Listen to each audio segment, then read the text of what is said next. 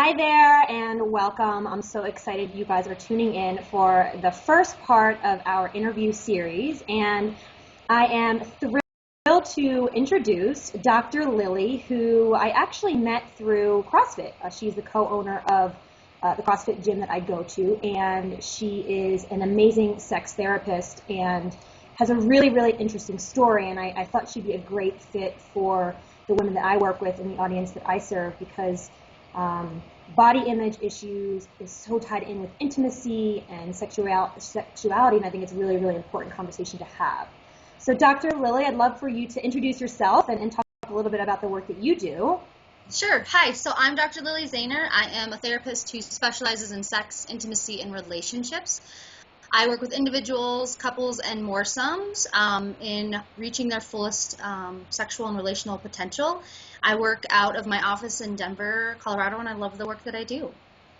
Awesome. And I followed your blog for quite some time, and one of the things I love about what you write is that nothing is really off limits. I think it's oftentimes you talk about very taboo and very personal and very intimate types of topics, and I think it's so courageous because you go where most people don't, and I think it's so important for women, especially the women who are struggling with eating disorders and body image issues. Mm-hmm. They start to tap into this part of themselves because it's something they tend to hide and something they tend to just kind of put to the back burner because they're dealing with so many other issues. And I know you have kind of your own backstory of healing and recovering from an eating disorder.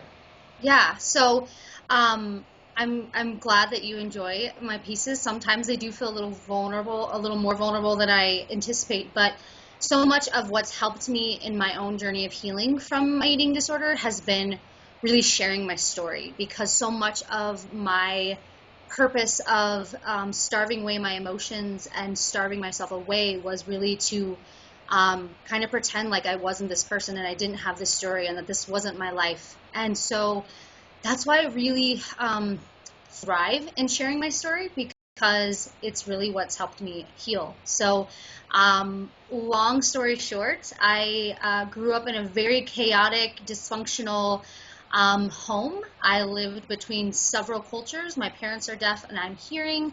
I'm Cuban, but I live in America. We lived in a very middle-class white neighborhood, and my parents were hoarders. And so you can imagine the kind of home that I grew up in among this like very manicured neighborhood. And so it was just filled with shame, and really I picked my poison in how to survive that life and that childhood, and it was starving myself, because it was a lot easier to focus on starving myself and starving my feelings away than actually recognizing like really what was going on and the pain that I was feeling, and not wanting to live that life. And so that's really helped me being honest with myself and really looking at my emotions and my childhood has really helped me heal and recover. It's been a long journey. I've been in therapy for 15 years, half my life.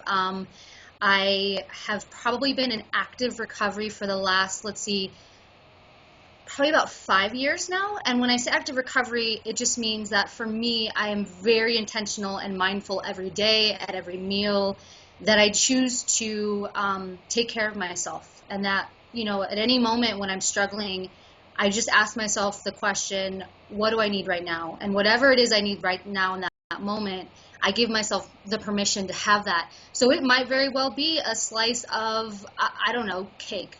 Or it might just be a really nice leisurely walk outside in the sun. I thrive in the nature. I thrive in nature, so that tends to be kind of one of my go-tos.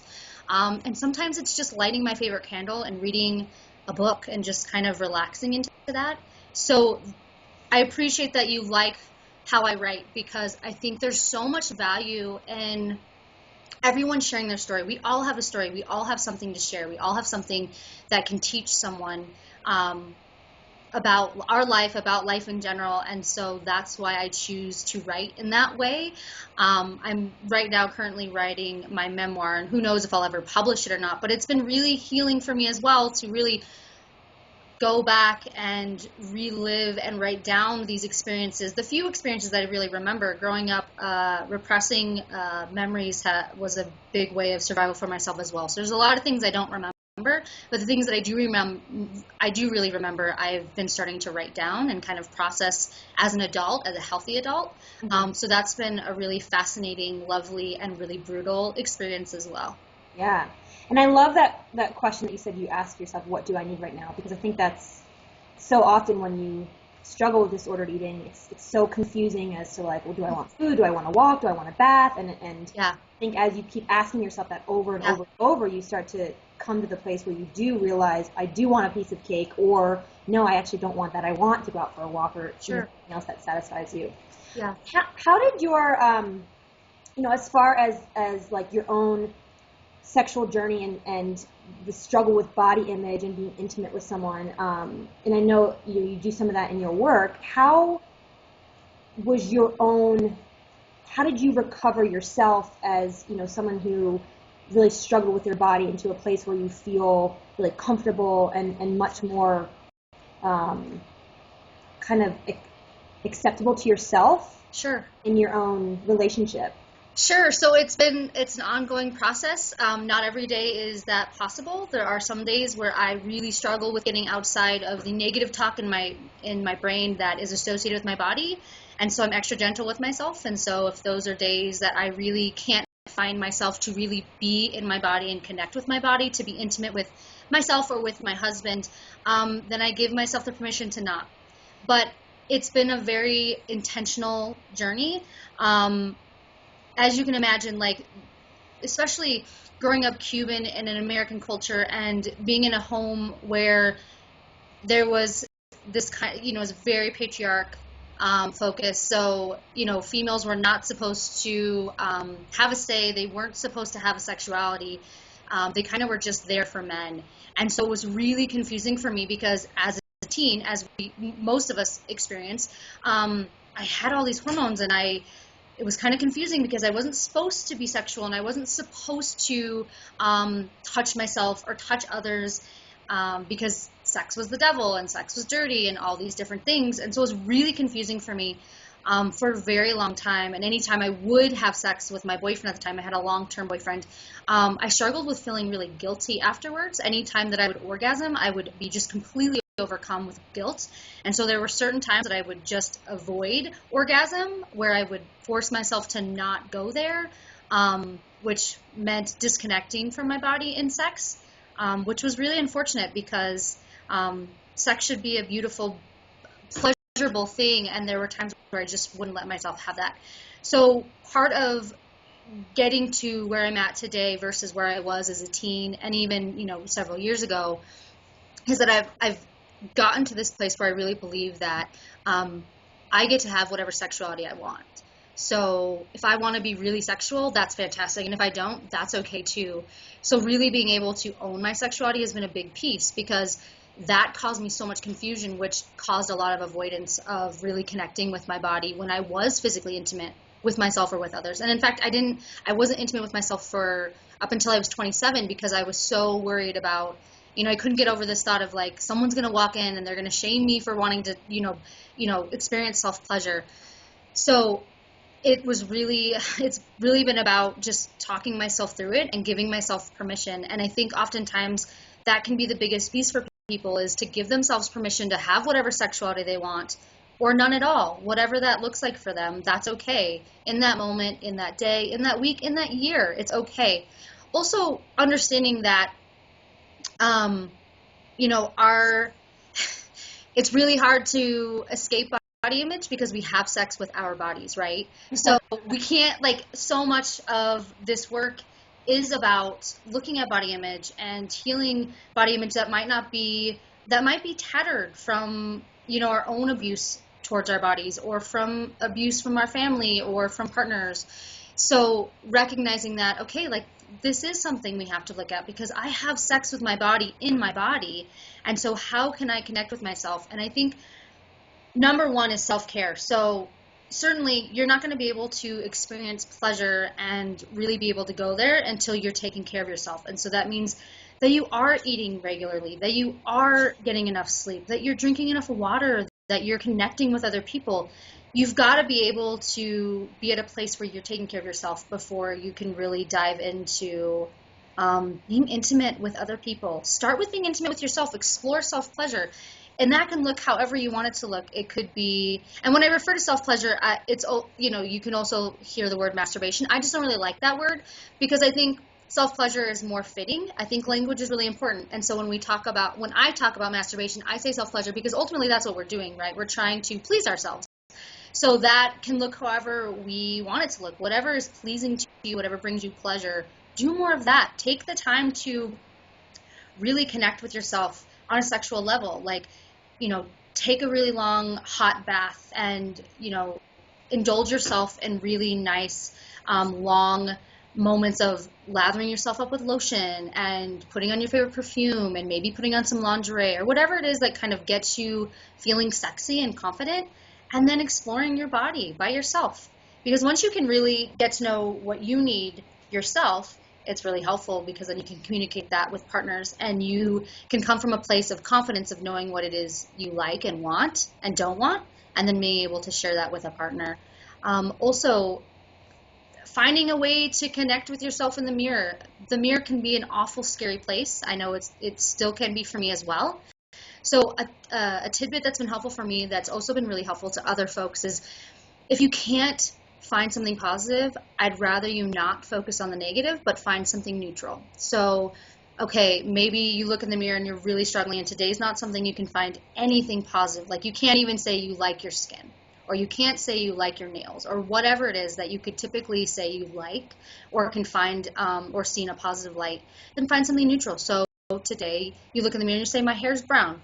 It's not negative, it's not positive, it's just neutral. So that we can get into the habit and into the practice of looking at yourself in the mirror and not only dwelling and focusing on the negative, trying to get away from the negative thoughts.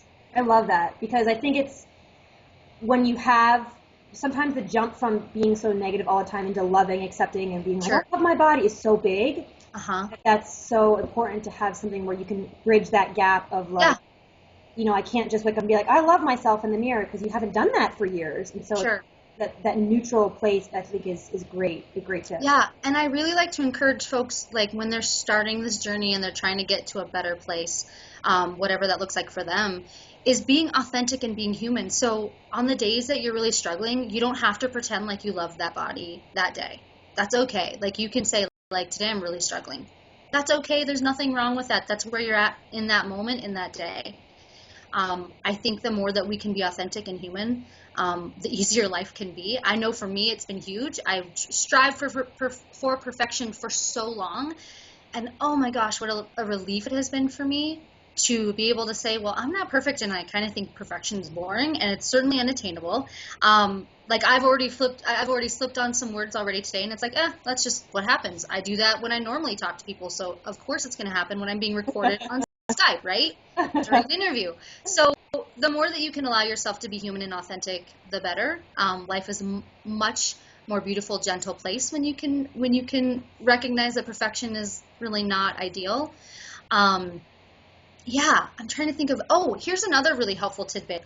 If you find yourself struggling to see something beautiful about yourself, whether it's external in your body or even just about you in general, ask for help. Borrow someone else's lens. Look through their lens. Ask your mom, ask your partner, ask someone who is loving towards you. Don't ask someone that might not be so friendly. That's not going to help you in this. But I know for me, if I'm really struggling, I might ask my husband, I might say, Robbie, I'm really struggling right now. Like, can you just tell me something that you love about me? And he can blurt out 25 things in a heartbeat. And it's like, oh, okay. I really am a beautiful, valuable, worthy being, and sometimes you just need to borrow someone else's lens. I love that. I'm gonna have to try that. That's such a good one. I've never heard that before. I think, and because I think we're our own harshest critics, and when you're in that negative state and you just are like, oh my God, my stomach, my thighs, my face, my skin, whatever, going on and on, it's hard to get out of that and like shift your perspective. But you're exactly right. Mm-hmm. When you think about how you view your husband and your sister, your best friend, I mean, you don't see them as the way they see themselves. And I think Absolutely. it's a beautiful tip because it can help you bring yourself back to that place of, I am worthy, I am enough, I am beautiful, and just as I am without having to change anything. Yeah.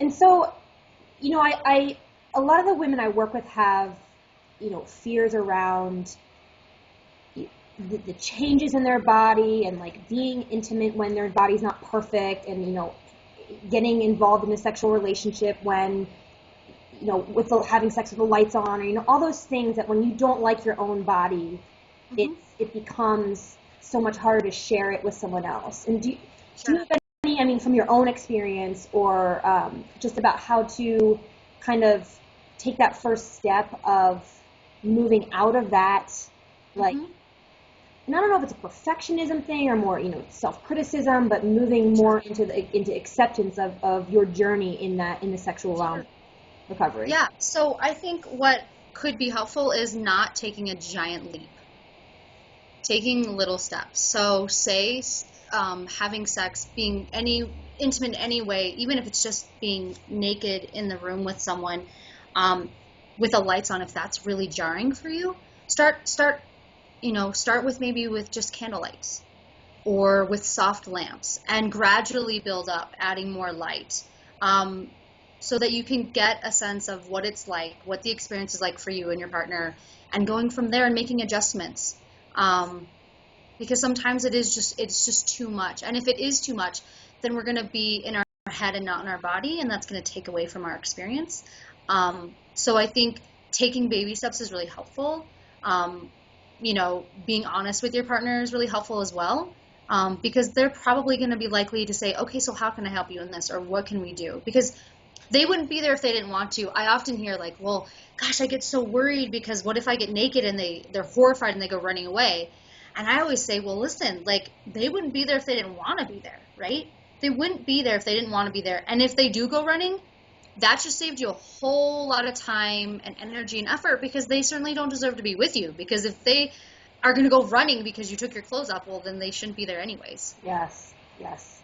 And, with a lot of times I think we build it up in our heads around, like, well, what if, like, Sure. And, the moment it actually happens, you realize, oh, that wasn't so bad, or, like, they didn't run away screaming, like, they actually enjoyed it, and they enjoyed me. And I think when we can, of course, criticize our own selves, but in our heads, it's magnified so much around. Oh, yeah.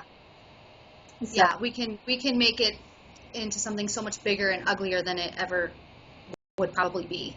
Yeah.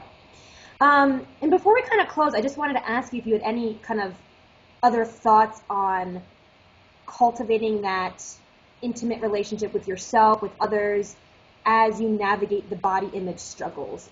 Because I think, and I love you talking about, like, being authentic and being human, because it's something we often forget, especially when you struggle with eating in your body, because you're trying to achieve perfection, you're trying to achieve a certain goal, a certain look, a certain size. And is there something that you remind yourself, or that you remind your clients about, kind of what they're going through on their journey in intimacy and body image? Sure. I think a really helpful thing for life in general, but certainly in this area as well, is starting a practice of mindfulness and meditation. So just taking a moment to pause and breathe. Every breath is an opportunity to meditate, breathing in and breathing out. It can be as simple as that. Just like I had mentioned, I will often ask myself, what do I need in that moment? Asking that question allows me to pause. And sometimes I just need to pause. Sometimes I'm just moving so fast and my thoughts are moving so fast that I can't even take a breath. And so when I just ask myself the question, it prompts me to pause, it prompts me to slow down, and I'm able to get back into my body. And then sometimes things don't feel so awful. Or I say, okay, so now I'm really feeling it right here in my body, so how can I take care of that? If I'm really struggling with my tummy, I actually give my tummy more love than I would give my other body parts. So if I'm really struggling with my stomach, you know what I'm going to do? I'm going to pause, and I'm going to touch my stomach, and I'm going to rub it, and I'm going to give it love, and I'm going to say, I might give it a piece of I might say something in gratitude to my stomach, or, to my legs, or whatever it may be that day. Also, finding a way to move your body and connect with your body in a different way. So whether that's yoga, or running, or swimming, or walking, or we CrossFit, that can be really monumental as well. Like, I know for me, a big piece of really getting to a place of being in active recovery was starting CrossFit, because for me, it was like, my body was my machine. I couldn't just spend hours on a bike anymore and be okay, because my body wouldn't go without the fuel. So I was kind of forced to decide, like, do I want to fuel my body to move and live, or do I want to fuel my body to just live on a bike? Mm-hmm. And I didn't want that anymore. And so I think including mindfulness and meditation is a really great thing to start today. You can start in this next moment. But also finding ways to connect with your body that really bring you pleasure and purpose for other ways. I know for me, CrossFitting helps me stay sane, and it just allows me to remember, like, I'm so grateful that I get to do these movements. I'm so grateful I get to move my body, because there were days where I couldn't. I was so exhausted and so depleted that I couldn't get off the couch. Mm-hmm. And I'm so grateful that that's not where I'm at today. And I've worked really hard, but I think all these suggestions that I've offered, a lot of them have been really helpful for me, and not just for me, but for other people as well. Mm-hmm. And I'm hoping that they'll be helpful for everybody listening in as well. Yeah, and I thank you for sharing, because I do think that with our go society and pace of life, the just stopping and pausing and breathing is just like, it's just so important, because you what you're saying, like, your mind is going so fast, you have so many things to do in the day, and it's just like you forget to just be in your body, and that's where your life is, like, in your body now, and it's not in your head, going over the next 15 things you have to do. So, thank you for sharing your message with the world, because I really, truly think it's so important for women, especially, to have a positive place they can go around sexuality and around intimacy and around being authentic, because there's so many contradictory thoughts and images in the media where it's, you feel guilty, you feel ashamed, you feel too vulnerable, and all of these kind of negative messages that we're given. And I think it's, amazing that you're sharing your message with the world and helping women, find their sexuality and be okay with intimacy and deepen those relationships with their partner, with themselves. And, and we're going to give you, listening in, the links to Lily's website and blog, so you can kind of check out her stuff. But thank you so much, Lily, for being interviewed and sharing your message and your tips. And I think they're really helpful. So we appreciate it. Yeah, thanks for having me. All right. Bye. Bye.